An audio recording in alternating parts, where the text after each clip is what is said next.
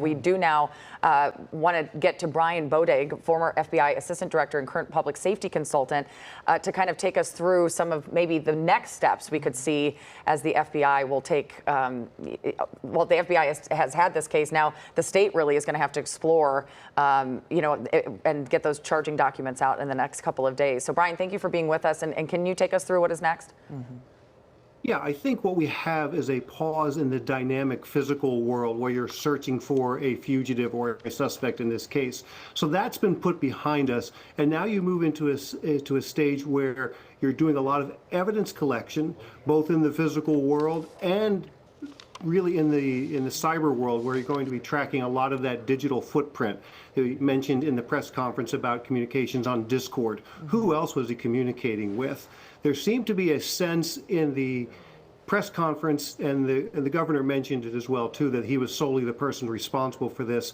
I'm not sure that that's where the investigation is going to stop, because they clearly need to look for other connective tissue. You know, I think the question asked her in the press conference about the weapon was probably more about where did he obtain that weapon? Right. Who bought that weapon for him? How did he get his hands on that? So backtracking a lot of the stuff that he's done over the last couple days, the last couple weeks, and building up his social presence for the last couple of years. How did he sort of self-radicalize in this world? And then from this stage forward, trying to gather all of that stuff through legal process, through subpoenas and search warrants from different providers. But I think it's still very important, even though they mentioned he was solely responsible for this, to make sure that there weren't other people who were contributing to what he was doing. Yeah, on that note, Brian, again, in response to a reporter's question, Governor Cox did reiterate that at this point they believe he acted alone, that they do not anticipate any more arrests. But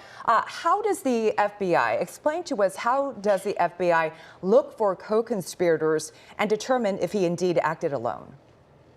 Of those 11,000 leads that they have, they're going to follow up on every one of those. You're going to figure out who his network is in the physical world. Who does he communicate with? Who does he meet with? But then also in that cyber world, there are people who may have been an inspiration to him. There may have been people who provided him guidance on how to carry out this attack. So those people may still be culpable in this matter. So although he may have been solely responsible on the campus, there may not have been somebody else there during the shooting.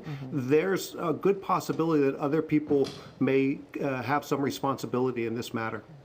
You know, I was really struck by the amount of information that they just gave. Were you struck by that as well? I was struck a little bit by how much they were just making sort of the notion that this is over and there's nothing more to be done. This is really where the real work starts to begin, because you have to piece everything together.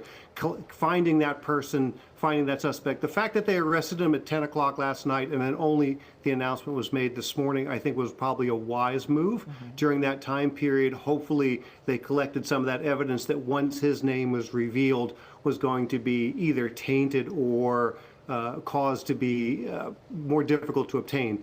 You know, everybody I'm sure right now is trying to look up his Discord, LinkedIn, Instagram. So I'm seeing sites crashing. Those things down. Yeah, I do have a question for you in terms of, we've now heard that the family was involved here. I think it's so fascinating to me that in this day and age where people can identify people on the internet within minutes, that this suspect's picture went out yesterday, and it took a family member to actually turn him in. What do you make of that? And do we rely maybe too much thinking that we're going to be able to catch these people very quickly? I would guess that there were probably other individuals who also identified him. The best identification is obviously going to come from a family member, but I imagine of those 7,000 leads that they had last night, a lot of those were also drawing them toward this person. So there was probably a net that had been cast, and it was just being narrowed down to figure out how to actually locate him, and that's probably what we're going to find out in the next couple hours or days. Gotcha. All right, Brian Boetig, thank you so much for joining us. We really appreciate it. Thank you. Stay with KCAL News for new developments and funeral arrangements for Charlie Kirk. We'll be right back.